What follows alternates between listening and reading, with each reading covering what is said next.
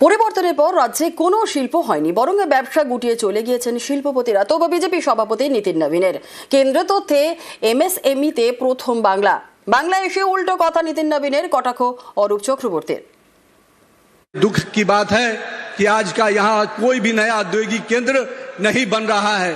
ये इस बात को दर्शाता है कि किस प्रकार से यहाँ के औद्योगिक क्षेत्रों को रोकने का काम किया गया है।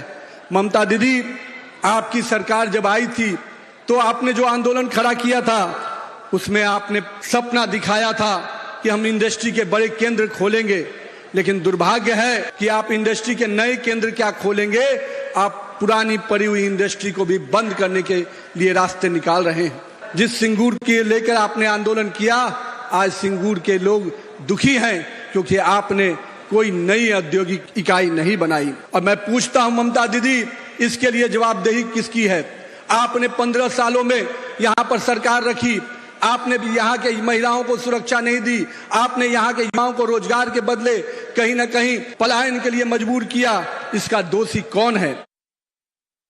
সেদিনকে আন্দোলনকে সমর্থন করেছিল বিজেপি সর্বভারতীয় নেতৃত্ব। কেন করেছিল আজকে বিজেপিকে সেই জবাব দিতে হবে। আসলে মমতা ব্যানার্জি যেটা বলেন, মমতা ব্যানার্জি সেটা পালন করেন। জমি অধিগ্রহণটাই অবৈধ ছিল, সুপ্রিম কোর্টের রায়ে প্রমাণিত।